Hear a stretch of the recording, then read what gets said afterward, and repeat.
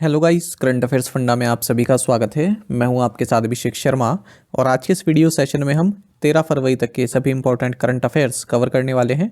हमेशा की तरह आप इस वीडियो को अंत तक जरूर देखिएगा। आज भी आपको काफ़ी कुछ जानने के लिए मिलेगा। साथ ही गाइस, इस सेशन को शुरू करने से पहले आप सभी को बताना चाहूँगा, यदि आप हमारे daily current affairs PDF, weekly PDF, monthly PDF और हर महीने के banking and economic awareness PDF चाहते हैं तो करंट अफेयर्स फंडा का 1 ईयर मेंबरशिप प्लान आप ज्वाइन कर सकते हैं, जिसका लिंक आपको वीडियो के डिस्क्रिप्शन में या फिर फर्स्ट कमेंट में मिल जाएगा। साथ ही आपको बता दें कि करंट अफेयर्स फंडा ऐप में हमने एक नया सेक्शन भी ऐड किया है, वो है फ्री क्विज़। तो जो भी हम करंट अफेयर्स आपको पढ़ाते हैं उन्हें आप क्विज़ फॉर्मेट में भी प्रैक्टिस कर सकते हैं और अटैम्प्ट कर सकते हैं। साथ ही कई सारा फ्री स्टडी मटेरियल भी आपको हमारी करंट अफेयर्स फंडा ऐप पर मिल जाता है। तो लिंक आपको वीडियो के डिस्क्रिप्शन में या फिर फर्स्ट कमेंट में मिल जाएगा। यदि आपने करंट अफेयर्स फंडा ऐप को इंस्टॉल नहीं किया है तो भी कर लीजिए। और यदि आप हमारे करंट अफेयर्स से संबंधित कोई भी आपका फीडबैक है या कुछ भी आप सुझाव देना चाहते हैं या फिर आपको लगता है कि आपके करंट अफेयर्स का जो फियर है वो दूर हो चुका है, तो आप 2 शब्द जरूर लिख सकते हैं कमेंट बॉक्स में। आज का सेशन शुरू करने से पहले आज का क्वेश्चन देख लेते हैं। इसका आंसर आपको अभी कमेंट बॉक्स में करना है। तो क्वेश्चन है, Pakistan Tehreek Insaf party is helmed by which politician. Pakistan Tehreek Insaf यानी कि पीटीआई पार्टी का नेतृत्व कौन करता है? ऑप्शन है इमरान खान, नवाज शरीफ, जनरल असीम मुनीर या फिर बिलावल भुट्टो जरदारी। तो जल्दी से आप आंसर कर दिए, फिर हम आगे बढ़ते हैं। इसी तरह क्वेश्चन यदि आप प्रैक्टिस करना चाहते हैं तो हमें टेलीग्राम पर जरूर ज्वाइन करें। करंट अफेयर्स फंडा नाम से हमारा टेलीग्राम चैनल है।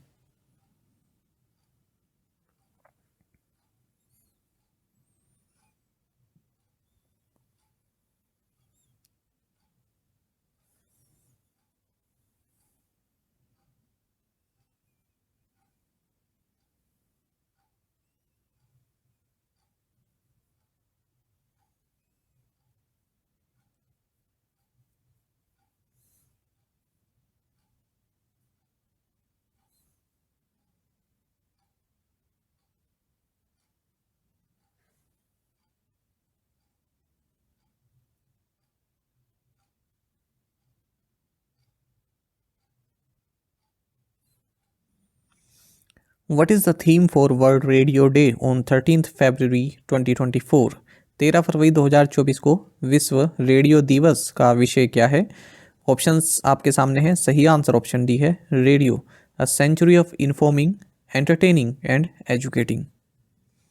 आपको जानना चाहिए कि वर्ल्ड रेडियो डे ये हर साल 13 फरवरी को सेलिब्रेट किया जाता है और साल 2011 में यूनेस्को ने डिसाइड किया था कि वर्ल्ड रेडियो डे 13 फरवरी को मनाया जाए।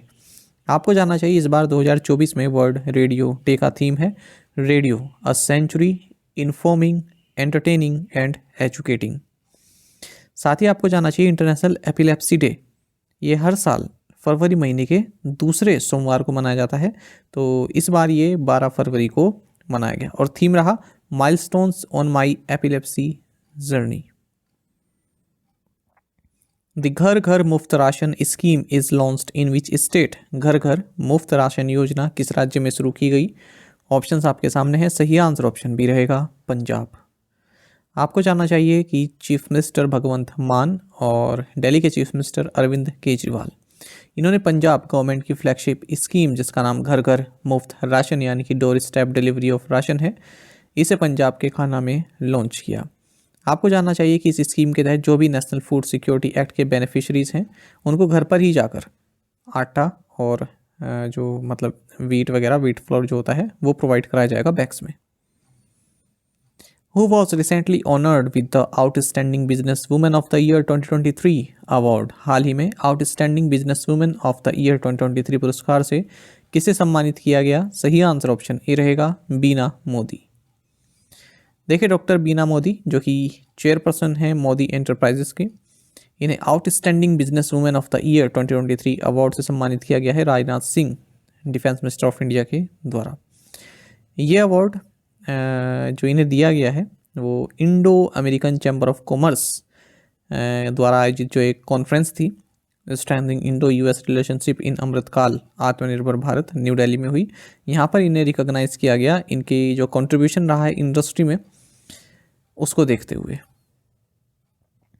Which institution secured the top position in the IIRF MBA rankings 2024? IIRF MBA ranking 2024 में किस संस्थान ने शीर्ष स्थान हासिल किया? ऑप्शंस आपके सामने हैं। सही आंसर ऑप्शन डी रहेगा, the Indian institute of management Ahmedabad. Right side में आप टॉप 5 इंस्टीट्यूट देख सकते हैं। आपको जानना चाहिए कि इंडियन इंस्टीट्यूशनल रैंकिंग फ्रेमवर्क, जिसे IIRF कहते हैं, इसने 2024 की रैंकिंग्स लॉन्च कर दी है भारत में जो बिजनेस स्कूल्स हैं उनके लिए।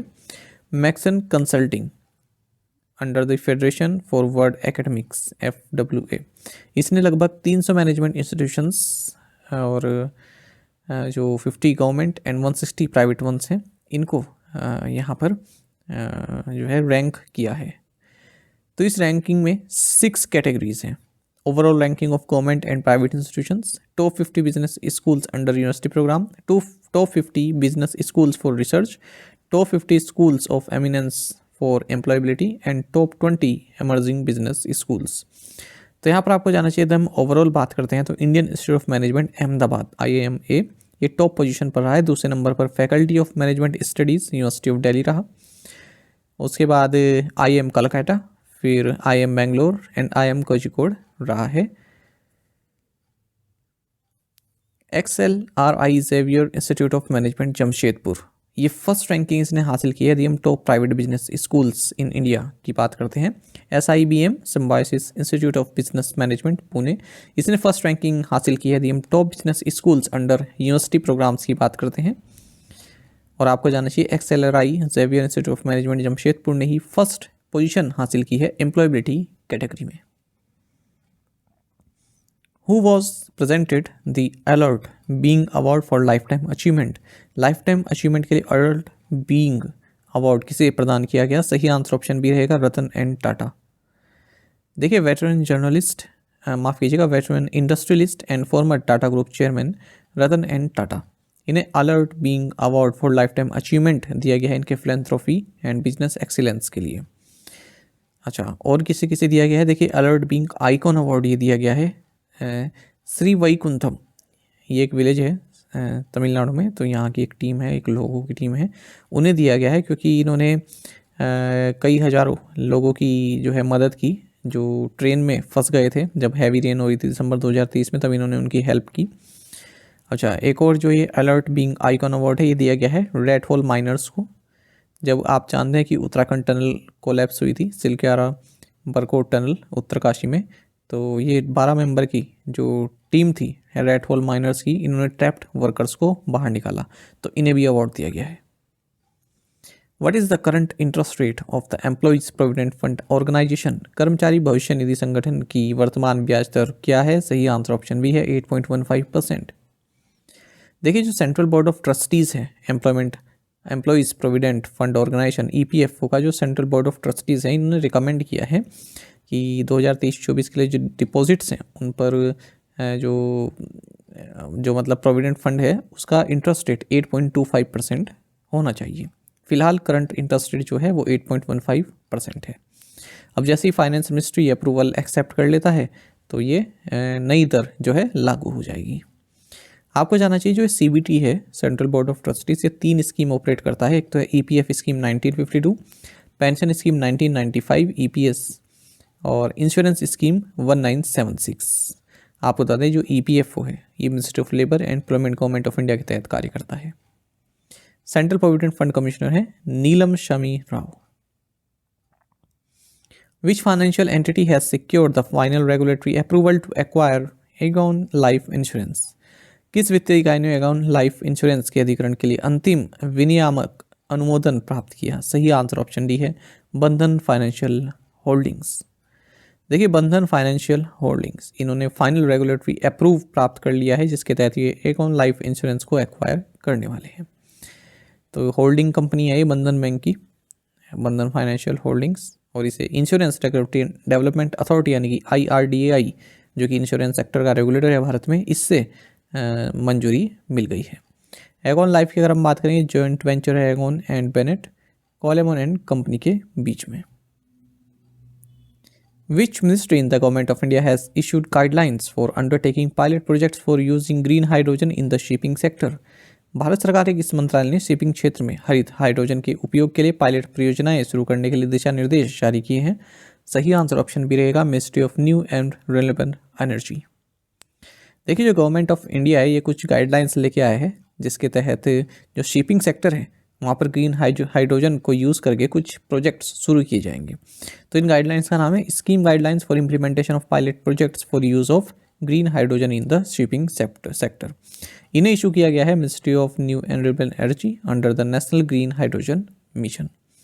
जो ministry of new and renewable energy है वो इन पायलट प्रोजेक्ट्स को इम्प्लीमेंट करेगा शिपिंग सेक्टर में, ताकि जो फॉसिल फ्यूल्स है और fossil fuel based feedstock हैं उनको ग्रीन हाइड्रोजन और इसके डेरिवेटिव से रिप्लेस किया जा सके। अच्छा, ये जो प्रोजेक्ट्स हैं ये ministry of ports, shipping and waterways के थ्रू इम्प्लीमेंट किए जाएंगे, ठीक है। और ये स्कीम जो है इम्प्लीमेंट की जाएगी 115 करोड़ रुपए के बजट से 2025-26 तक। नेशनल ग्रीन हाइड्रोजन मिशन के बारे में आप सभी जानते हैं, 19,774 करोड़ रुपए की राशि या बजट के साथ इसे लॉन्च किया गया था। और जो फिजिकल 2029 है 2029-30 है तब तक ये जारी रहेगा, national green hydrogen mission. Who inaugurated विविधता का अमृत महोत्सव? विविधता का अमृत महोत्सव का उद्घाटन किसने किया? सही आंसर ऑप्शन बी है द्रौपदी मुर्मू। देखिए, हाल ही के जो एग्ज़ाम हुए, चाहे आप CSIR में खासकर, उसमें कई बच्चों का रिव्यू आया है कि इस तरह से क्वेश्चन आ रहे हैं। मैं रिव्यू देख रहा था ना कि क्या क्या पूछ रहे हैं, तो इस तरह से क्वेश्चन पूछ रहे हैं कि इसका उद्घाटन किसने किया।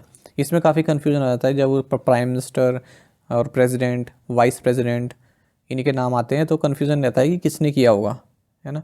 तो ये आप ज़रूर याद रखा करें। मैं भी कोशिश करता हूँ कि क्वेश्चन इसी तरह से बने कि किसके द्वारा इनोग्रेट किया है। तो आंसर भी है द्रौपदी मुर्मू। देखिए, विविधता का अमृत महोत्सव, इसका पहला एडिशन हाल ही में राष्ट्रपति भवन में आयोजित किया गया और जो north east India culture heritage है उसको यहाँ पर शोकेस किया जा रहा है। इसे ऑर्गेनाइज किया जा रहा है ministry of Development of North Eastern Region और मिनिस्ट्री ऑफ कल्चर के द्वारा, और इवेंट को इनोग्रेट किया गया President of India Shrimati Droupadi Murmu के द्वारा। According to the CRISIL report, what is the projected annual growth rate of the Indian economy from 2024 to 2031? CRISIL report के अनुसार 2024 से 2031 तक भारतीय अर्थव्यवस्था की अनुमानित वार्षिक वृद्धि दर कितनी है? सही आंसर ऑप्शन भी है 6.7%। देखिए, इंडियन इकोनॉमी जो है 6.7% से ग्रो करेगी 2024 से 2031 के बीच में, ऐसा कहा है क्राइसिल ने। अच्छा, 7.3% की ग्रोथ रेट इसने अचीव की है करंट फिजिकल ईयर में। अब क्राइसिल प्रेडिक्ट करता है कि 6.4% की ग्रोथ रहने वाली है अगले फिजिकल ईयर, अगले फाइनेंशियल ईयर में। आपको भी जानना चाहिए, जो ग्लोबल रेटिंग एजेंसी फिच है इसने भी प्रेडिक्ट किया है कि जो फिजिकल डेफिसिट है वो जीडीपी की 5.4% पहुंच जाएगी फिजिकल ईयर 25 में, ठीक है, ऐसा कहा है। जबकि गवर्नमेंट का टारगेट कितना है 5.1% का, जो हाल ही में 1 फरवरी को निर्मला सीतारमण द्वारा अनाउंस किया गया। तो उन्होंने तो 5.1% बताया, लेकिन फिच रेटिंग्स ने बताया 5.4% रहेगा जीडीपी का। What financial institution received rupees 9,013.72 crore from the Ministry of External Affairs in 2023-24 as loans granted to foreign countries turned NPA? 2023-24 में किस वित्तीय संस्थान को विदेश मंत्रालय से 9,013.72 करोड़ रुपए प्राप्त हुए क्योंकि विदेशों को दिए गए ऋण एनपीए में बदल गए? सही आंसर ऑप्शन डी है एक्सिम बैंक ऑफ इंडिया। देखिए, कुछ कंट्रीज़ को जो लोन दिए गए एक्सिम बैंक ऑफ इंडिया के द्वारा, ठीक है, वो डाउटफुल डेट बन चुके हैं, यानी कि वापस नहीं आ रहे हैं, ना, उनकी भुगतान नहीं हो पा रही है वापस में। दे तो दिए थे पर रिटर्न नहीं हो रहा है वो। तो इसको देखते हुए मिनिस्ट्री ऑफ एक्सटर्नल अफेयर्स ने 9,013.72 करोड़ रुपए प्रोवाइड कराए हैं एक्सिम बैंक ऑफ इंडिया को, ठीक है। गवर्नमेंट ऑफ इंडिया गारंटी देती है ना इन लोन्स की, इसलिए। और इसके अलावा 4,383 करोड़ रुपए प्रोवाइड कराए हैं 2024-25 के लिए एक्सिम बैंक को, ताकि और लोन ये दे सके, ठीक है। क्योंकि कई सारे ऐसे लोन्स हो गए हैं ना जो डाउटफुल डेट्स बन गए हैं। तो ऊपर वाला तो इसलिए दिया है जो बन चुके हैं, जो डाउटफुल हैं, ठीक है, और दूसरे वाला ये दे रहे हैं कि और गारंटी दे रहे हैं कि जो डाउटफुल डेट बन सकते हैं उनके लिए, है ना। और क्योंकि और भी जो लोन्स हैं जो और देशों को दिए जा रहे हैं, खास करके अफ्रीकन कंट्रीज़ को, तो कुछ ऐसे लोन्स होते हैं जो है डाउटफुल हो जाते हैं, क्योंकि उनकी मतलब वो पे बैक किया जाएगा या नहीं किया जाएगा उसमें जो है संदेह रहता है, तो उसकी भरपाई गवर्नमेंट ऑफ इंडिया करती है। आपको जानना चाहिए export import bank of India यानी कि एक्सिम बैंक, ये एक फाइनेंशियल इंस्टीट्यूशन है और स्थापना 1982 में हुई थी। हर्षा भांगरी इसके एमडी हैं।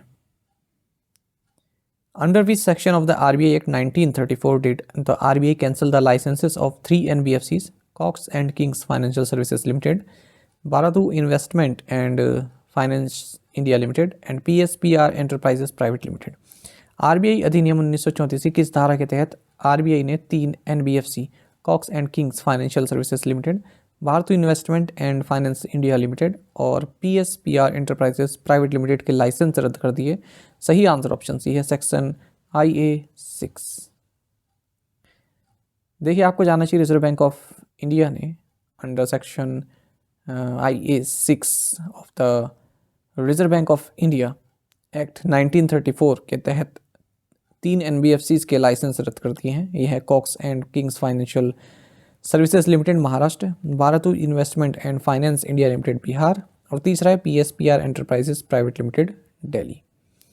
रिलायंस होम फाइनेंस ने अपना जो सर्टिफिकेट ऑफ रजिस्ट्रेशन है ये नेशनल हाउसिंग बैंक को सरेंडर कर दिया है, ठीक है, ये भी एक NBFC है। अच्छा, इसके अलावा और 9 जो NBFCs हैं उन्होंने भी अपना सर्टिफिकेट ऑफ रजिस्ट्रेशन जो है सरेंडर कर दिया है। तो इन 9 के नाम जानने आपके लिए महत्वपूर्ण नहीं है, कुछ के लिखे हैं मैंने, जैसे smile micro finance, Kaveri trade fin private limited, microform capital private limited, इस तरह की कंपनियां हैं।